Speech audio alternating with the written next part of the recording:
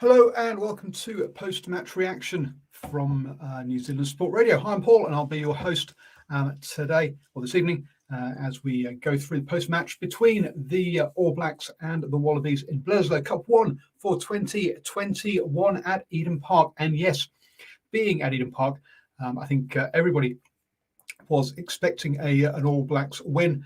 I think we're probably expecting an All Blacks win what or make All Blacks favourite at any location, but at that location in particular, it's been something like 30 odd years or over 3 decades since the All Blacks have lost there. So unsurprising with the result that was 33-25 for those of you that missed or have just signing in. In that first half, the Wallabies were playing into the wind. And I think it was stronger than the commentators were suggesting, and definitely issues with kicking at sticks in that one. All in all, Lolaseo left 12 points out there through 2 missed penalties and 3 missed conversions in this one. He clearly was not reading the wind well at all in that first half, which probably explains why the Wallabies didn't go for 3 points and go for sticks earlier on with some of those penalties that were given. And joining me with his wonderful green screen, we've got Boa. How are you doing, sir? Very well, thank you. And how are you, Paul? I'm good. You've got the green screen attached to you back in your chair, but you need to. I think we need to discuss how that works and with you and get that. A bit of a trial and error. My young son was teaching me, so yeah. What can I say? Well, yes, we know the kids know more about technology than us nowadays. That's a certain. They do. Yeah, in that first half, playing into the wind.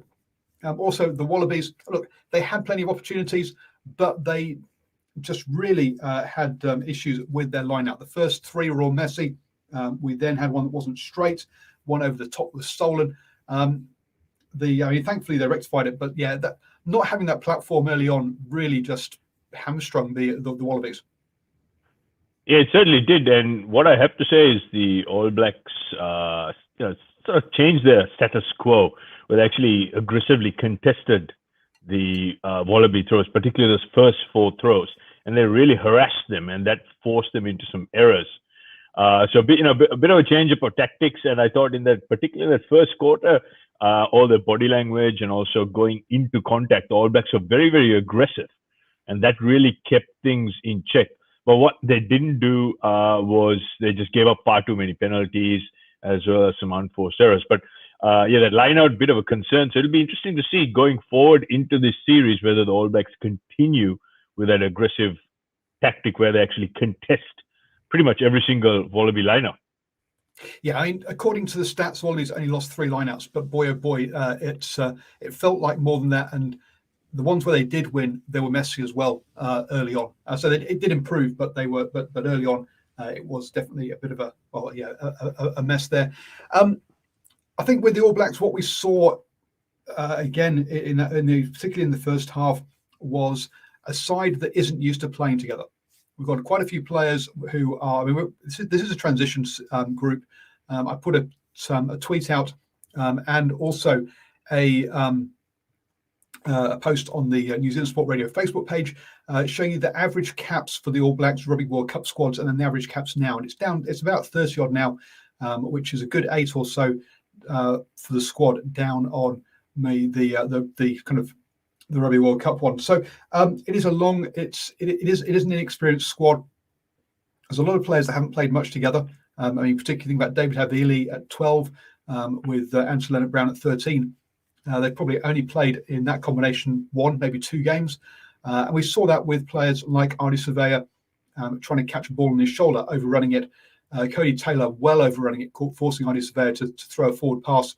And that connection between these players really wasn't there, as a lot of players who aren't used to playing together in this system led to a lot of mistakes in that first half. Yeah, absolutely. I think, look, a lack of cohesion. When we saw cohesion, you saw what was possible. So that was the level of cohesion we needed, which was, that try which was disallowed, which was pretty much breakout end to end 100 meters.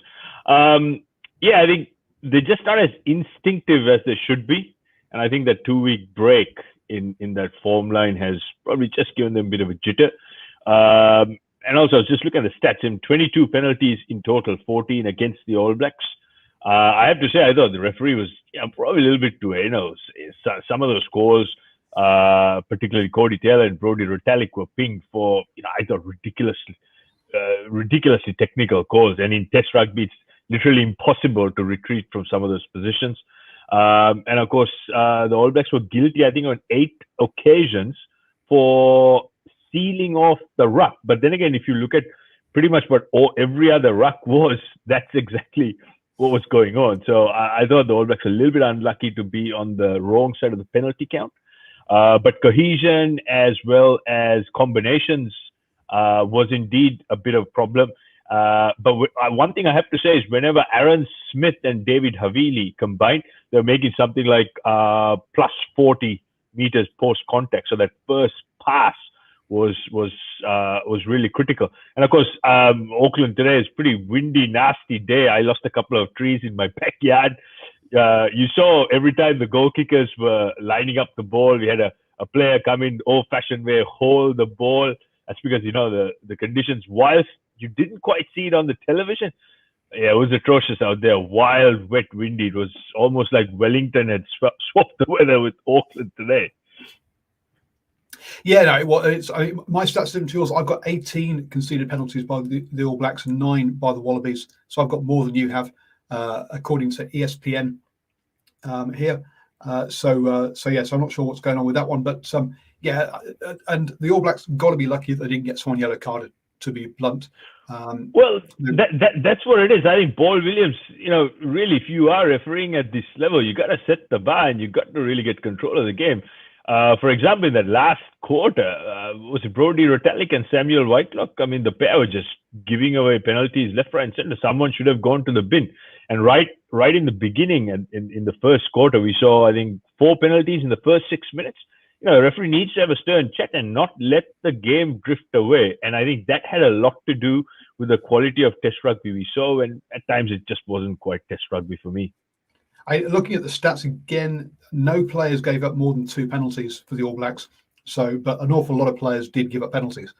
So Retallick gave up 2 in there. To Arvo a couple, Cody Taylor a couple. But yes, but to say none. Looking at the ones I've got, doesn't have anyone giving up more than 2. But even so, yeah, definitely, and there were a whole bunch of advantages as well that were given near the All Blacks line towards the end there in that last 10 minutes. And then I have to highlight in the 7th minute. I mean, Hunter Paisami, there was clear head contact, head on head. He went pretty stand up tackle on David Havili. Havili knocks the ball on, and again that wasn't looked at. So there's a lot of stuff like that as well, and there were swinging arms in between. So all that was missed. But some of the most technical penalties in the game were pretty much called out. So I find it a little bit ironic. And I think this is one area the game really needs to, streamline itself, because at times it was a bit of a hard watch because it was stop, start, and it was just kind of killing the game and killing the momentum. Yeah, and so that stop start was also was down to the discipline, but also down to the handling of the players as well. This had very much a feel of a opening hit out this season, which is really strange considering the All Blacks have had 3 games already. The Wallabies have also had 3 games. This shouldn't have been an opening hit out, but it felt like that and it looked like that in that first half. You got to say that the Wallabies execution for their the try was really good. Pass over the top. Paisami takes it well, gets off a couple of players as both Moanga and Taylor miss him, giving it to Kellaway. Kellaway is a really interesting player, someone that was playing NPC for Counties just a couple of seasons ago in 2019. Didn't really set the light on fire, but has looked really composed and comfortable at international level. It's funny how some players look better at the higher up they go. Yeah, definitely. I mean, it's a learning curve, and of course, there's a lot of scientific literature on when and what age players peak. and what are some of their playing patterns. So I think Callaway kind of falls into that category where he's working his way up the ranks. And I think his form line's only going to improve. But it has to be said, from a game management point of view, All Blacks are pretty poor. They were at times they were quite abysmal, but in certain patches they were simply brilliant. I think that's what actually won them the game, and particularly in that last quarter, they just kind of folded away. And that in that last quarter, that's when Callaway really stepped up. So maybe there's a little pattern there which Dave Rennie can hang on to and expose. But I have a feeling I've seen this movie before. Whenever the All Blacks have a average performance, we know what's coming 7 days from now. So I, for one, am looking forward to it. But yeah, Callaway's strong performance, and it's great to see. It's really great to see. And with the Corey Betty coming back after being stood down for one game for drinking, it's going to be interesting to see whether he gets to keep his place or it gives Rennie some good selection headaches, which is nice to see. A player who didn't cover himself in glory in that first half, but had a really good last 10 minutes was Tom Banks. Seems to be a fullback who's not good under the high ball, but is good coming forwards and injecting himself into the line. So maybe need to look at where they put him. Where maybe he's better on the wing than at fullback. I don't know. Well, I have to say I've never really rated Tom Banks. I just don't think he's right up there as far as skills and form lines concerned. One thing I have to say is that falcon which really gone straight on top of his temple onto his nose. Look, the conditions. I mean, it's been a very, very windy day. In fact, I was loading up my ute this morning, and the tailgate almost flew off. That's how windy it was. I think that had something to do with it. So you gotta cut the guy a little bit of slack. But yeah, his running game certainly a lot better, and particularly in that last quarter, it showed when the All Blacks are just kind of drifting back into their jockey defense and not really wanting to assert too much aggression in the tackle.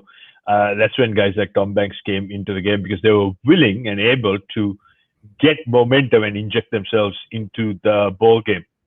So, all in all, good signs for the Wallabies and good signs for Banks, just kind of turning things around. But I'd really like to see them do that against an All Black side going at full throttle in defense. Yeah, absolutely. There is a question mark about did the All Blacks take the foot off the throttle a bit in that when they were coming back. But I thought the sucker punch was the try in half time, but in reality it wasn't. It really was the interception try on 51 minutes. The All Blacks had gone coast to coast, but a forward pass quite clear by Aaron Smith on halfway stopped it. Question marks about Dave McKenzie's pass, but I don't think the angles of the cameras were made it was conclusive. And also some question marks at the end there about whether there was a bit of blocking. But hey, that was after the forward pass, so we'll never know what the referee would have called on that. Scrum penalty, a missed penalty, and then the interception try by Mo'unga as the Wallabies probably having the best phase of play up until that point. But if you're going to go to the side where it looked like 6 against 4, so there's more defenders than there were attackers, and then you try and miss pass, you're dicing with it really. It just showed poor decision making at that point. Yeah, and look, I thought the difference was the All Blacks' willingness to take shots at goal, particularly in that first quarter. And that eventually proved the difference because they were playing with the wind behind their back. And Mo'unga was, bang on target. He didn't miss pretty much all night. And eventually that's what really came down to it. It was the misconversions. One thing I have to say, though, is, the stop-start nature of the game, it was very difficult for any of the sides to actually get, assert any domination. And just talking about forward passes, I thought there were a number of forward passes from both sides which were missed quite incredibly, given that we have, 26 cameras and about 55 officials all in all. But hey, life goes on.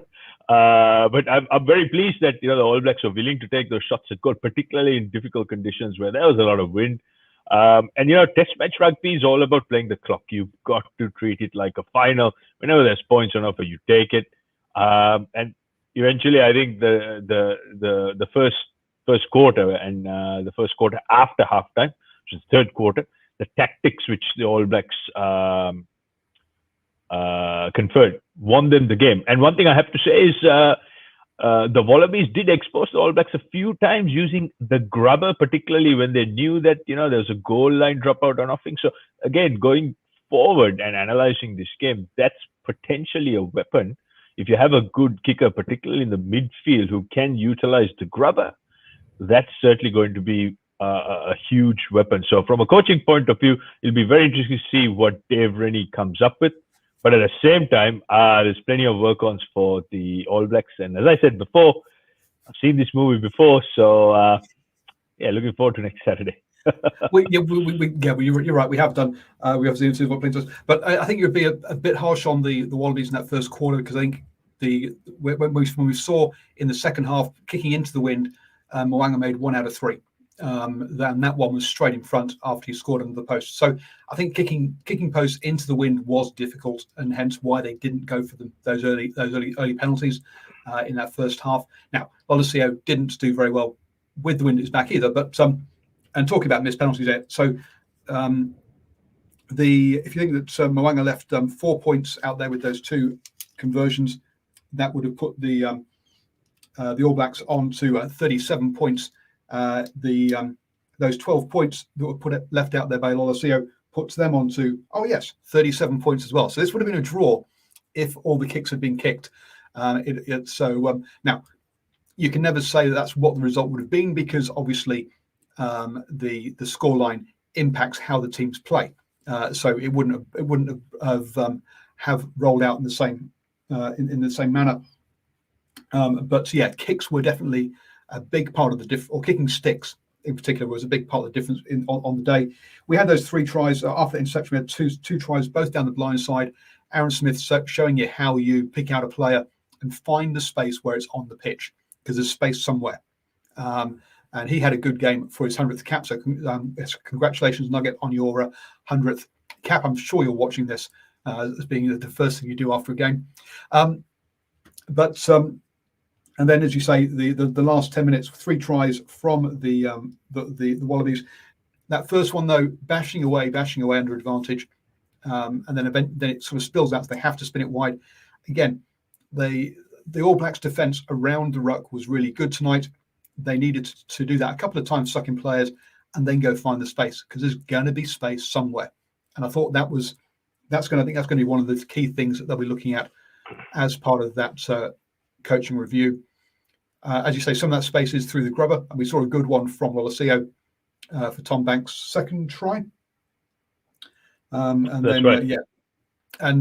Overall, the Wallabies bench had a good impact, but you've also got to say, by that stage, the All Blacks were leading 33-8. So the game was kind of gone as well. So I think there'll be a lot of people saying, "Oh yes, awful Wallabies that they've lost by," or they were trailing 33-8. Yes, but if we had the missed kicks in, it's a drawn game at the end. I think there are still small margins in the difference between these two teams. A lot of that comes down to composure under pressure and executing those skills. Yeah, look, I have to say, a very unusual game, given that both these sides are coming off, good preparations, and really it shouldn't be like this. But historically, looking at statistical patterns, the All Blacks, particularly against the Wallabies, they always follow up, subpar performance with, pretty comprehensive ones. So. Lots to work on, and of course, for me, the real concern was when the Wallabies went in for that first try. You noticed the All Blacks just kind of went away from going nice and low in the tackle. They were standing upright, and of course, Cody Taylor was the second man in, where Mo'unga misses the first tackle, and the second would-be tackle was a clear fend straight to the chest. Again, that highlights the risk of going high and upright. You're risking a lot. So that's. To me, that's the real concern, which I think needs to be addressed, because if you recall the second test against Fiji, one of the key areas which they've really revved up and done a bit of revision and homework on was the tackle area, where they got really physical, where they actually bent at the knees, stayed nice and square, and really went low and hit the Fijians hard, where they actually drove them back.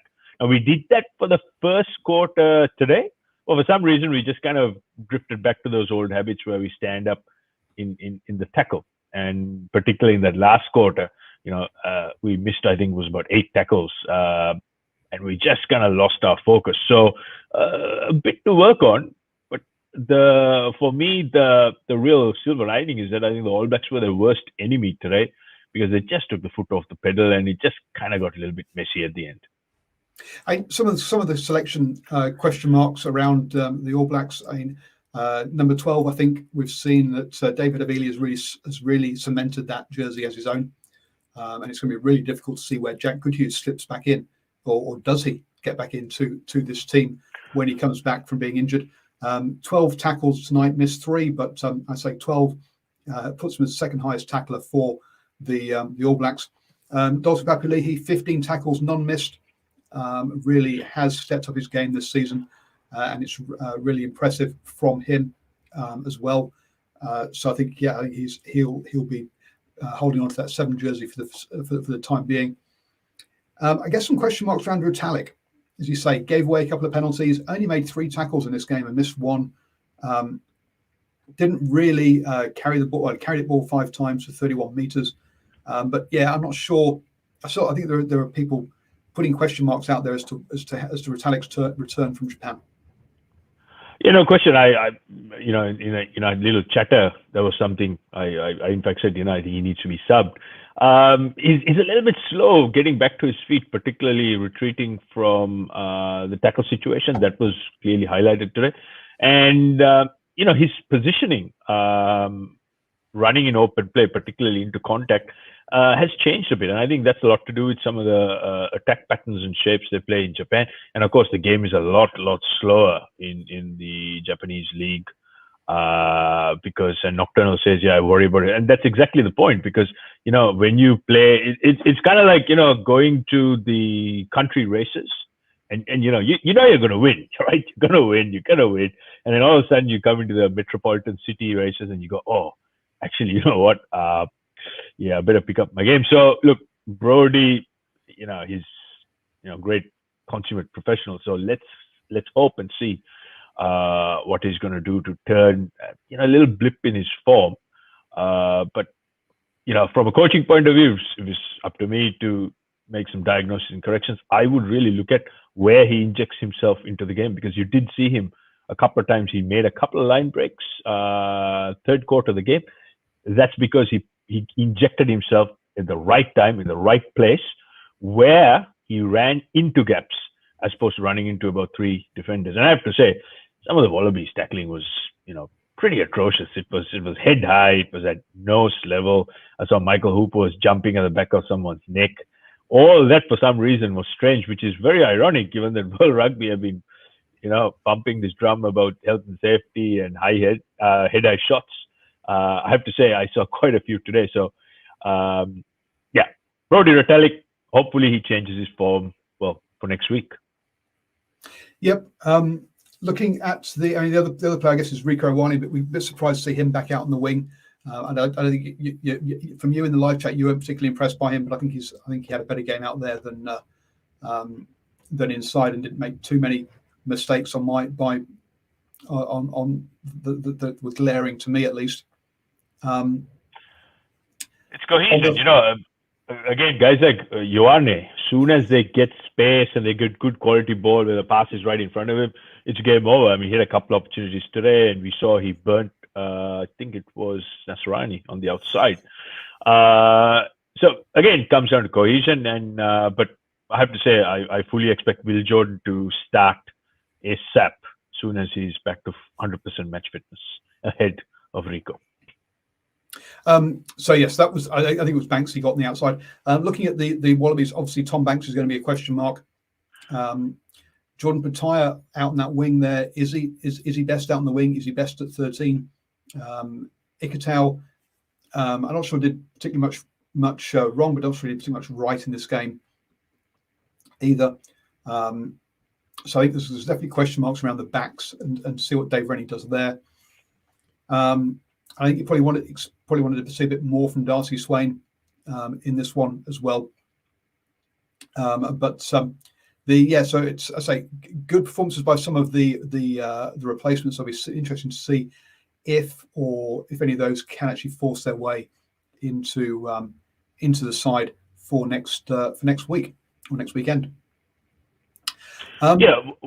One thing I have to say is one of the areas I think Wallabies can certainly get better is they tend to play the game both in attack and defense. So that's ball carrying and also defense. They play a lot higher than any other team. So I think if they can get their body positions a lot lower, like they did in that last quarter, they will trouble any side, let alone the All Blacks. So that's something they have to look at. But for some reason, from a pattern of attack, they just seem to want to carry the ball dead upright. And you saw there was, I think, 3 clean turnovers where they ran in and bang, the ball just comes out. So for me, that's a very novice error at test level that needs to be addressed. But we'll wait and see what they do for next week. No, as you say, you could, if you're looking for that, if you look at it from a, if you're listening to the referee, you'll have heard him quite a few times, especially particularly in that later in that second half, saying tackle, release ball, where the players have managed to get their knee down, which they weren't managing to do in the first half, and that's a bit of what you're saying about they going in slightly lower so they can get that knee down and get that and turn it and stop the more from happening. So let's see if that happens. So thank you very much for your time. I'll be back tomorrow in the early hours, about 6 a.m., straight after the Springboks versus the Lions. I don't think Bo will be joining me for that one, but hopefully I'll have a couple of fast asleep. He'll be fast. Well, I think some people trying to watch the game might be fast asleep. Well, after 3 minutes. Yeah, watching the game, it'll probably go to sleep anyway. So hopefully it's slightly more entertaining than what we saw today, I have to say.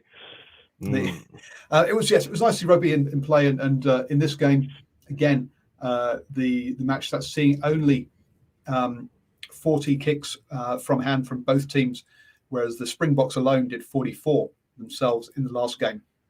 So with well over 60, getting on towards 70 kicks in the last game. 73 in the first test and 72 both sides kicks out of hand in the second game. So hopefully it'll be 71 today. Slightly down. So do join me for that, folks, and then also look at doing a NPC roundup show at 8 p.m. on Sunday evening as well. So thank you very much, Bella, and thank you everyone who's joined us for the show. Yep. Stay safe. Stay well.